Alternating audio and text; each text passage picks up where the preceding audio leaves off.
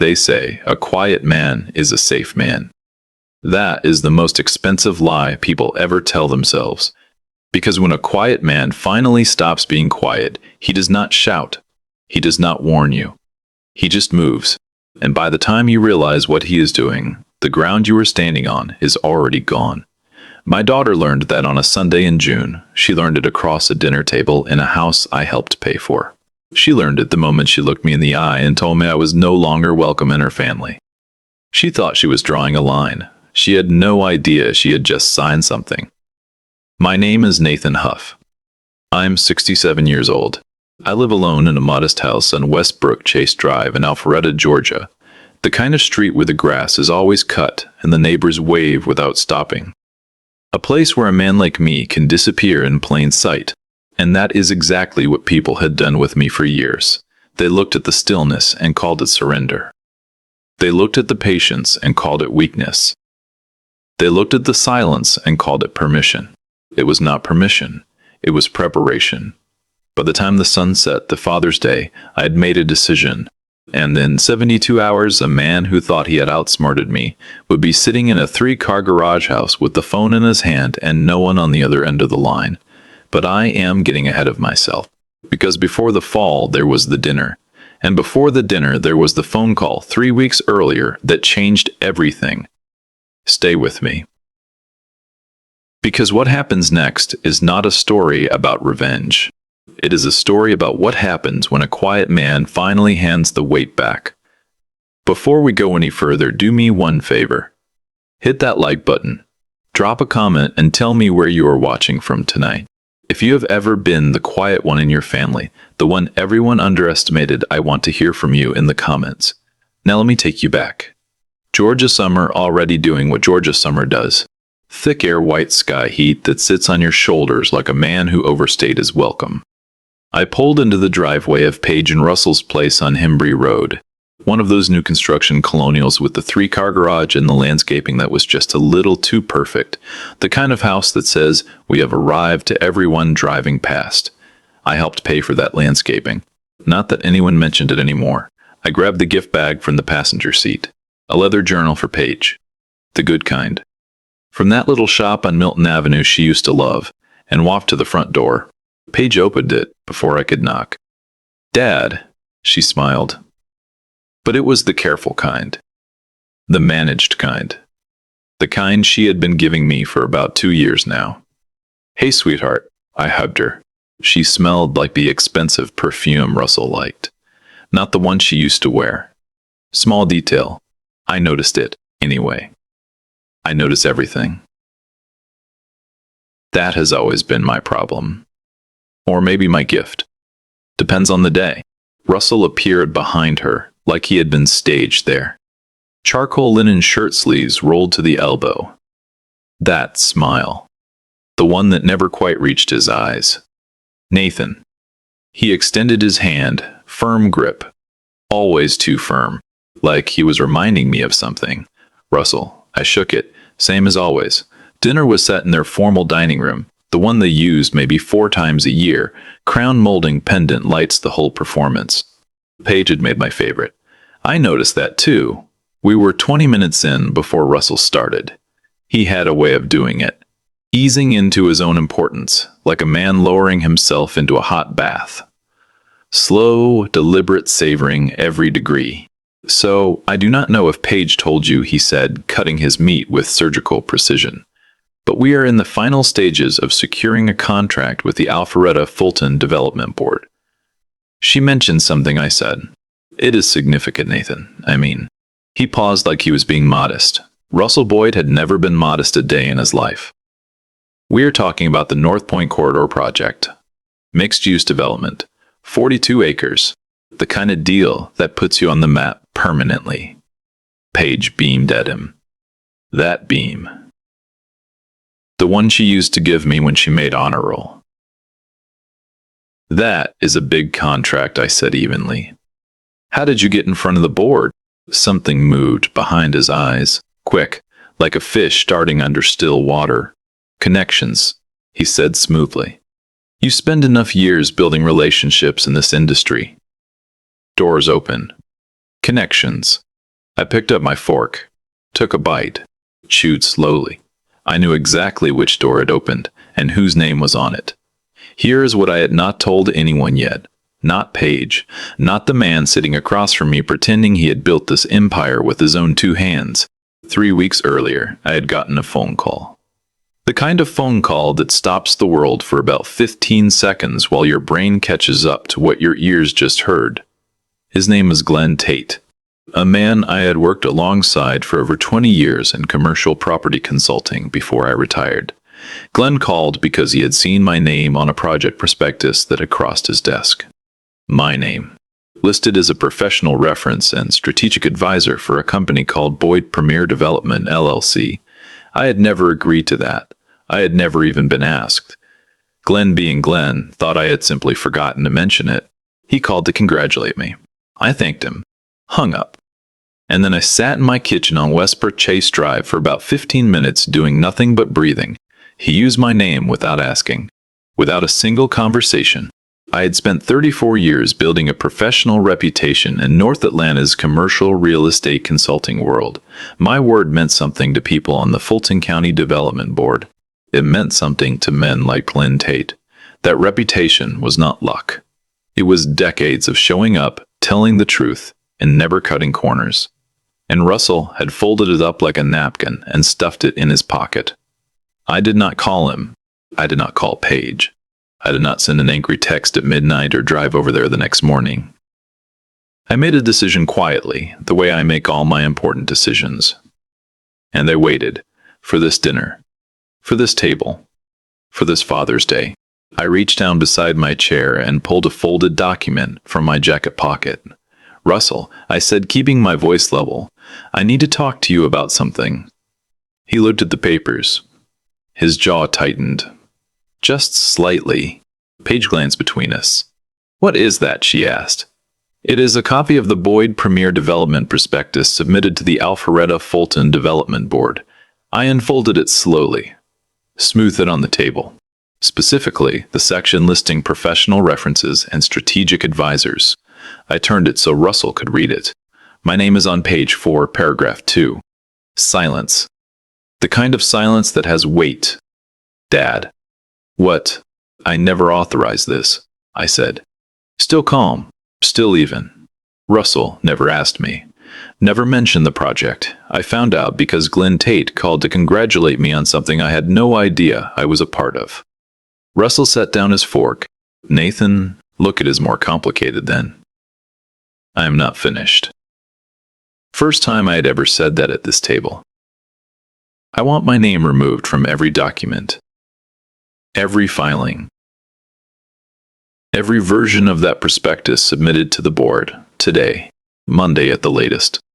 Russell leaned back, did a slow exhale through his nose, that thing he did when he was recalibrating. Buying time. Then he looked at Paige, and that is when it shifted. I watched it happen in real time, watched him make the calculation, watched him choose his weapon. Paige, he said, his voice going soft, injured. Your father is trying to pull my name from the biggest opportunity of our lives. On Father's Day. He let that land. I do not know what I did to make him hate our success this much, but that is not what is happening. I started. Russell worked for 2 years on this deal, Paige said, her voice rising. 2 years, Dad. And you are going to walk in here today on Father's Day and blow it up. He used my name without permission, Paige. That is fraud. It is a reference. It is not a reference if I never gave it. She stood up. Paige had her mother's eyes when she was angry. Wide, certain, terrifying in the way only someone who loves you can be terrifying. You want to do this? Her voice was shaking. Fine. Then here's where we are, Dad. You apologize to Russell right now. You tell him you support this family. Or you are no longer welcome in this house. In this family. The room went completely still. I looked at my daughter. This woman I had driven to ballet recitals and stayed up with through fevers and cried over at her college graduation. And I saw something I had not let myself see before. She did not need protecting from Russell. She was standing right next to him. Russell's smirk was small, controlled. The smirk of a man who has just watched someone fold 100 times and expects fold number 101. I stood up slowly, looked Paige in the eye. 5 words.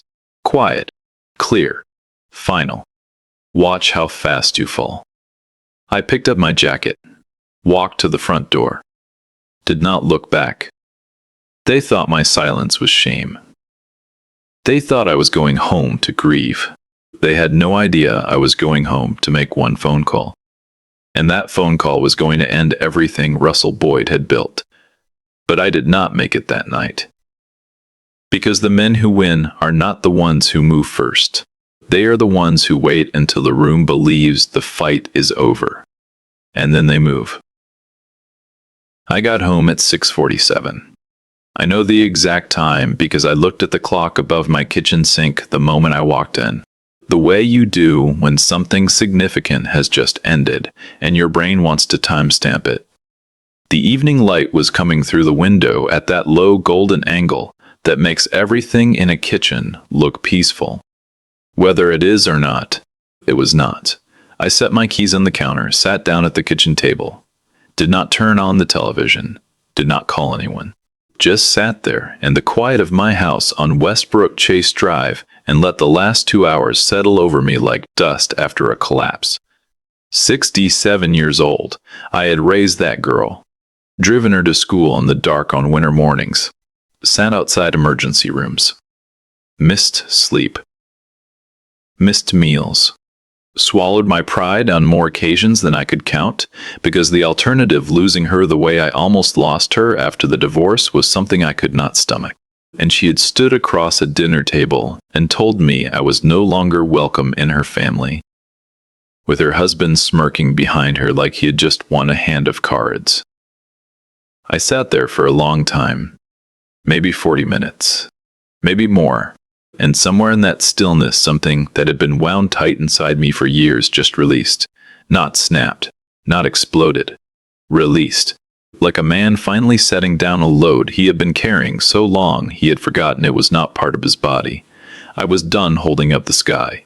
I slept better that night than I had in 3 years. That part still surprises me when I think about it. Most people would have tossed and turned. Replayed the dinner. Rehearsed arguments. Drafted the text they would never send. Not me. I was out by 9:30. Up at 5:15 the way I always am. Coffee on before the sun. Birds outside already doing their thing like nothing had happened. Because for me nothing needed to happen yet. Sunday passed quietly. I read on the back porch. Watered the garden. Called my old friend, Glenn Tate. Not about the prospectus, just to check in. Just to confirm something about his schedule for Monday. Glenn asked if everything was all right. Everything is fine, I told him. Better than fine, actually. He laughed. Nathan Huff, you sound like a man who just made a decision. I did, I said. About 3 years too late. He did not press. Glenn had known me long enough to know that when I said something once I did not need to say it twice. He hung up. And somewhere across town on Hembree Road, Russell Boyd was still telling himself the storm had passed. He had no idea it had not even started. Monday morning, June. The Georgia heat already climbing by 8 in the morning, the kind that makes the asphalt on North Point Parkway shimmer by mid-morning. I dressed the way I used to dress when I was still working. Pressed shirt, good trousers, leather shoes. Not because I was going anywhere, but because some phone calls deserved to be made standing up straight. I had one call to make, just one. His name was Walter Cobb, 71 years old, chairman of the Alpharetta Fulton Development Board, and a man I had known since 1991 when we both served on a commercial zoning advisory panel for North Fulton County. We had lunch maybe twice a year for the better part of 3 decades. He had attended my retirement dinner, visited when my mother passed. Walter Cobb was the kind of man who had spent 50 years in Georgia development circles and had never once had his integrity questioned, which meant he valued integrity the way some men value money. Personally, and without apology, I dialed his direct line at 8:45. He picked up on the second ring. Nathan. Warm. Genuine. Do not tell me you are finally coming out of retirement. Not quite, I said. Walter, I need about 10 minutes, and I need you to hear me clearly. Because what I am about to tell you is something I should have said the moment I found out. A pause. When Walter spoke again, the warmth was still there.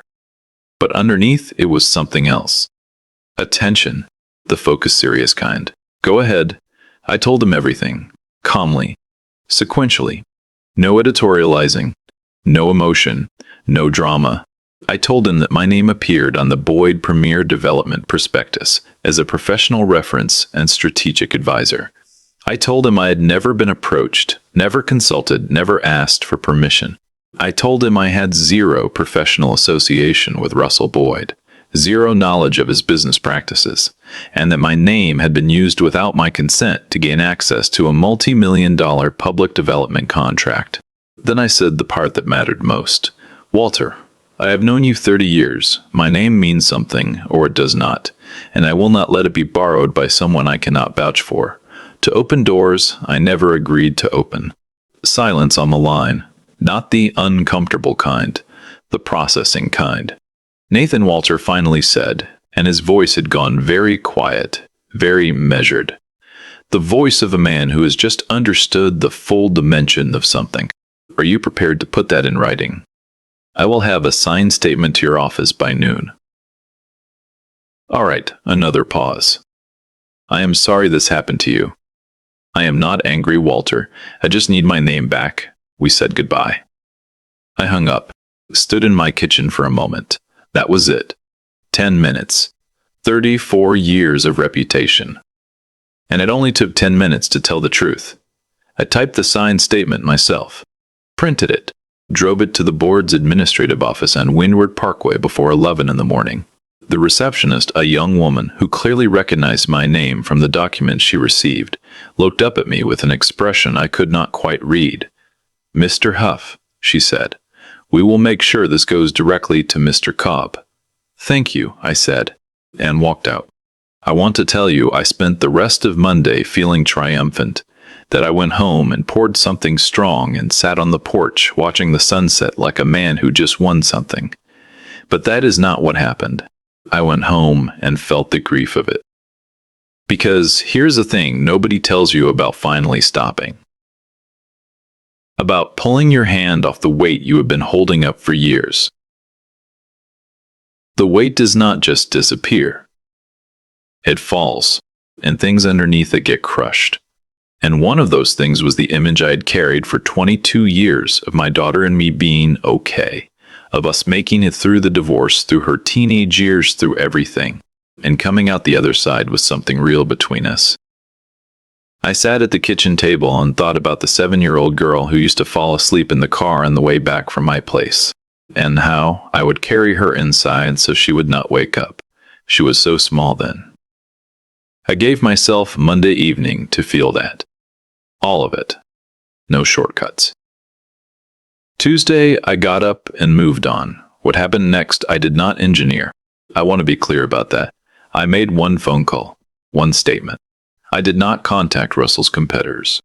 Did not call his associates or clients. Did not post anything or tell anyone who did not directly need to know.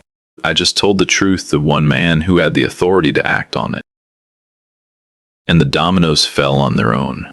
By Tuesday afternoon, I learned through Glenn, who had his own sources inside the development community, that the Alpharetta Fulton Development Board had suspended the North Point Corridor contract review pending a full audit of the Boyd Premier Development Prospectus. Legal had been looped in. The board's ethics protocol had been triggered automatically the moment fraudulent references were identified in a public contract submission. They did not just pull the deal, they flagged the file, which meant Russell Boyd's name was now attached to a documented case of fraudulent professional misrepresentation on a public development project in Fulton County, Georgia, and in the commercial real estate development world, particularly in a market like North Atlanta where everybody knows everybody and reputation is the actual currency. That flag did not stay quiet. It traveled fast, the way bad news always does in small professional circles. By Tuesday evening, two other firms Russell had been in preliminary conversations with had gone silent. No calls returned. No emails answered. The professional equivalent of a door being shut very politely in your face. Glenn called me Tuesday night. "Nathan, I do not know exactly what you said to Walter, but I just told him the truth." Well, Glenn exhaled slowly. The truth apparently had somewhere to be. I hung up and looked at my phone sitting silent on the counter. I knew what was coming. I knew the moment Russell woke up the next morning and checked his email, he would understand what had happened. And I knew what a man like that does. When he understands the ground has been pulled out from under him, he does not go quiet. He gets loud. And the loudest people are almost always the ones who have the least left to lose. Wednesday morning, my phone started ringing. The first call came at 7:52. Russell. I looked at the screen, let it ring. Let it go to voicemail. Not yet. He called again at 8:14. Then 8:40. Then sent a text that read, "Nathan, we need to talk. This has gotten way out of hand, and I think there has been a misunderstanding. Please call me back." Misunderstanding. Interesting word for a man who typed my name into a legal document without my knowledge. I did not respond. At 9:30, Paige called. I stared at her name on the screen for a long moment. My daughter. My little girl. The one who told me I was not welcome in her family 3 days ago. I let it ring. I needed her to arrive at understanding on her own. Not because I had answered and walked her there. That is the thing about truth. If you deliver it, people can reject the delivery, but if they find it themselves, if they stumble into it in their own living room at 9 in the morning while their husband is making his 14th panicked phone call and the walls are coming down around them, it sticks differently. It sticks to the bone. What I found out later from Paige herself in a conversation I will carry with me for the rest of my life was what happened inside that house on Hembry Road on Wednesday morning. Russell had come home Tuesday night already cracking. The professional silence from his contacts had unnerved him in a way Paige had never seen before. He had been on the phone until midnight. By Wednesday morning, he had received formal written notification from the board. The deal was dead. The flag was real. And two industry contacts had quietly, professionally made it clear they would not be moving forward with any pending conversations. And that is when Russell stopped performing. The charm went first, then the composure. Then whatever careful architecture he had built around himself in that house came apart at the seams. And what was underneath was not the ambitious, image-conscious man Paige had married. It was someone ugly, someone desperate and pointed and mean. He turned on her the way cornered people turn on whoever is closest. Blamed her father.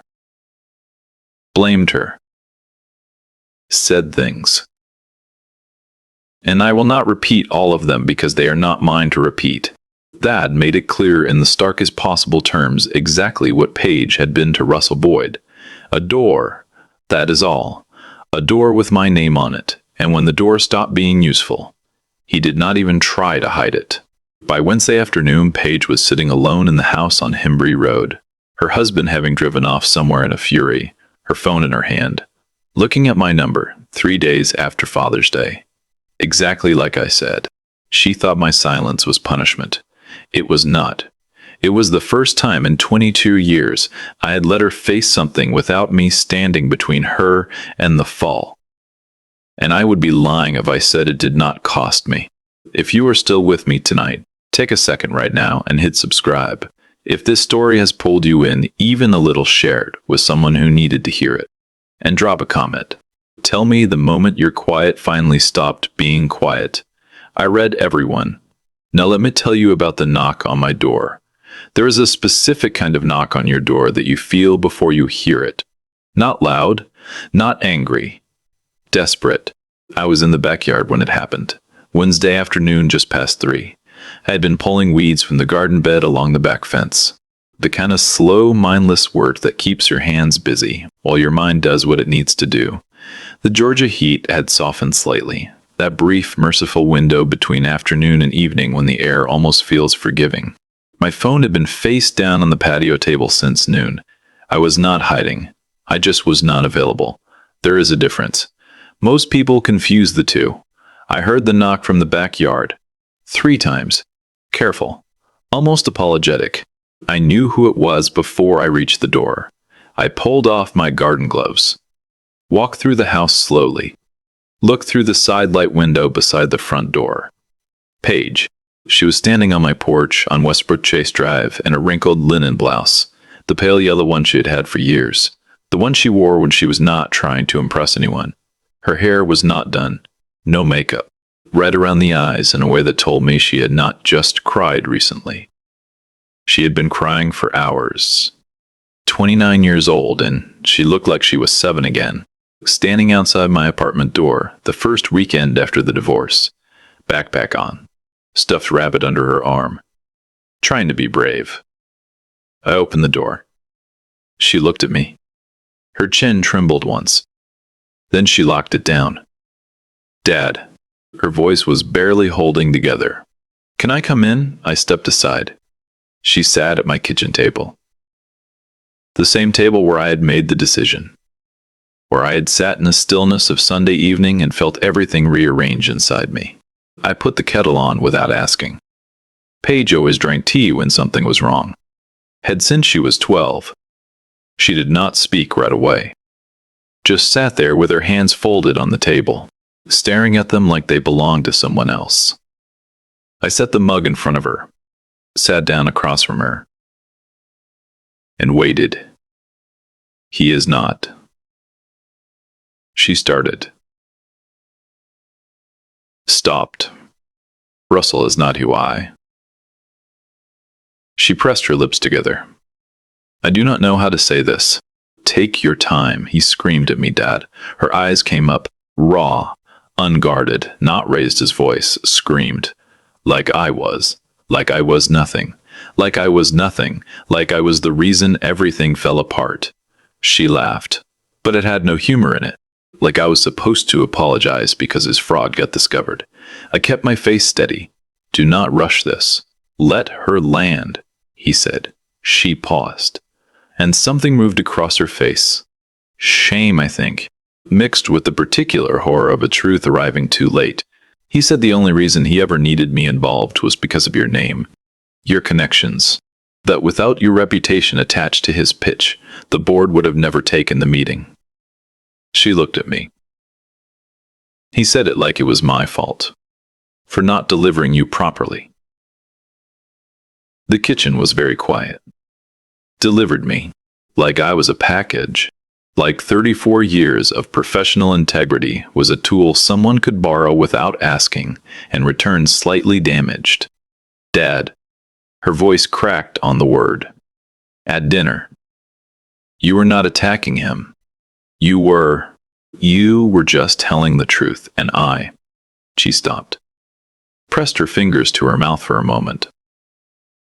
"I gave you an ultimatum, Dad, on Father's Day.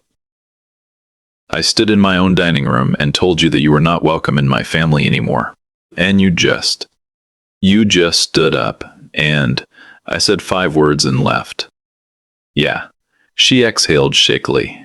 "Yeah, you did." She wrapped both hands around the mug, stared into it. "I have been doing that to you my whole life, have not I?" She said quietly, "Every time things got uncomfortable. Every time I did not want to hear something. I made you choose between the truth and losing me. And you always chose me." She looked up. "And I called that love. But it was not fair. It was never fair." There it was.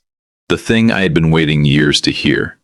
Not because I needed the validation. I had stopped needing that somewhere around age 60. But because she needed to say it. For herself. "No," I said carefully. "It was not fair." She blinked. I think she expected something softer. "I love you," I continued. "I have loved you every single day of your life, including Sunday, Monday, Tuesday, and today. That has never been in question." I leaned forward slightly. "But I made a mistake for a long time, Paige. Every time you threatened to walk away, I folded. I thought I was protecting you. What I was actually doing was teaching you that my boundaries did not matter, that if you pushed hard enough, I would move. She was very still. Russell learned that lesson too, I said. Probably from watching us. That landed. I saw it land. She did not flinch away from it, which told me she had already been sitting with some version of that thought before she knocked on my door. So what do I do? She asked. And her voice was small in a way that had nothing to do with weakness. It was the smallness of someone who has just had the architecture of their life cracked down the middle, and is sitting in the rubble asking a genuine question. That is not mine to answer, I said. That is yours. My phone buzzed on the counter. We both looked at it. Russell Boyd. Paige's jaw tightened. He has been calling you all day, I know. Are you going to answer? I looked at the screen until it stopped buzzing. No. She almost smiled. Almost. 3 minutes later, a voicemail notification appeared. I did not move to play it. But Paige looked at the phone and said, very quietly, he called me 40 times between last night and this morning. The last one, he was not asking me anything anymore. He was just talking, telling me how much he had sacrificed, how everyone was against him, how I owed him loyalty. She shook her head slowly. I had heard him sell himself before, never watched him beg. It is very different.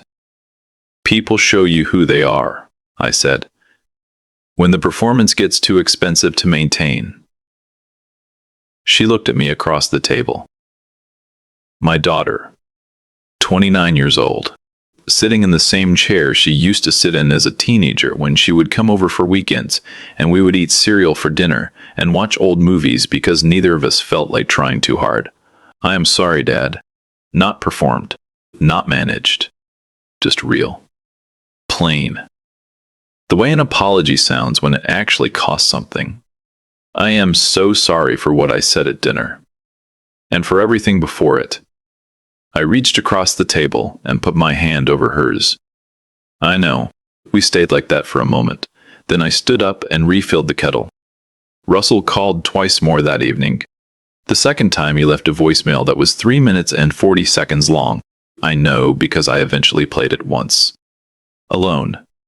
After Paige had gone, he started with justifications, moved through explanations, arrived somewhere in the middle at something that resembled an apology, though it was the kind of apology that is really just a well-dressed request.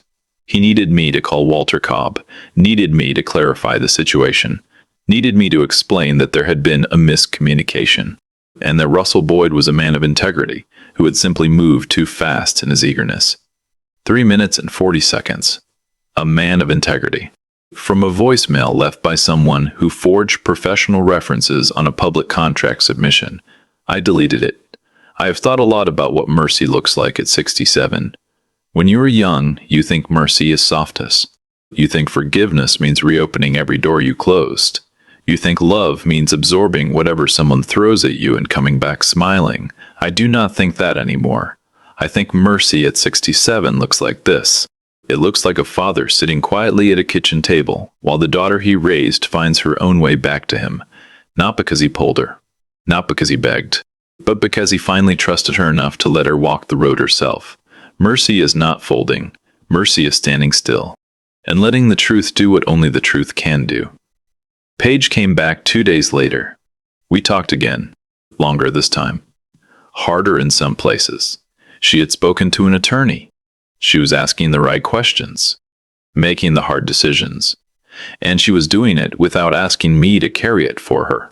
That was the thing that told me she was going to be all right. I told her she could call me anytime, for anything real. What I did not tell her, what I did not need to say out loud, was that the door she thought she had closed on Father's Day had never actually locked, because I am her father. That part does not negotiate. But the version of me that folded every time she pushed, that man retired on a Sunday evening in June, somewhere between the dinner and the drive home. Russell Boyd called one final time on Thursday morning, 7 in the morning. Before I had even finished my first cup of coffee, I looked at the screen, sent it to voicemail. Made my eggs. Watched the birds in the backyard. Read the paper. Some men beg loudly, I thought, because they spent their whole lives mistaking silence for weakness. They never understand, right up until the end, that the quiet ones are the ones who knew exactly what they were holding the entire time. Here is what I want you to take with you tonight, if you have made it this far. If this story reached you somewhere real, there is a version of you that has been holding up the sky for people who never once looked up to see the weight. A version of you that has folded, apologized, made yourself smaller, just to keep the peace with people who mistook your patience for permission. You do not owe anyone your silence. You do not owe anyone the reputation you spent your life building. You do not owe anyone the version of you that keeps disappearing to make room for their comfort. You are allowed to put the weight down. You are allowed to walk to the door. You are allowed to say 5 words: quiet, clear, final, and leave. And if the people who love you are worth loving, they will find their way back to you on their own 2 feet, carrying their own apology. The way my daughter did on a Wednesday afternoon on Westbrook Chase Drive. And if they do not, then you were carrying the wrong people. And now your hands are free. I am 67 years old. I sleep through the night. I have my name back. I have my daughter back. And I have something I did not have for 22 years. I have myself back. That is worth more than any contract on any development board in any city in Georgia. If this story hit you tonight, if any part of it felt like it was written about someone in your own life, do me one favor before you go. Hit that like button right now. It costs you nothing, and it tells me this kind of story is one you want more of. Subscribe if you have not yet. Turn the notifications on, because I have more stories coming. Stories about quiet people who finally stop being quiet. Stories about the moment the weight comes down. And I do not want you to miss the next one. And in the comments, I want you to tell me one thing. Not 2, just 1. What are you still carrying that is not yours? Tell me. Because someone reading these comments tonight needs to know they are not alone. Share this with the one person you know who has been holding up the sky too long. Maybe it is a parent. Maybe it is a friend. Maybe it is you. Whoever it is, send it. Because sometimes the permission to put the weight down does not come from inside us. It comes from a stranger telling a story on a quiet Wednesday night. I will see you in the next one. Take care of yourselves out there. And remember, the quiet ones always knew exactly what they were holding.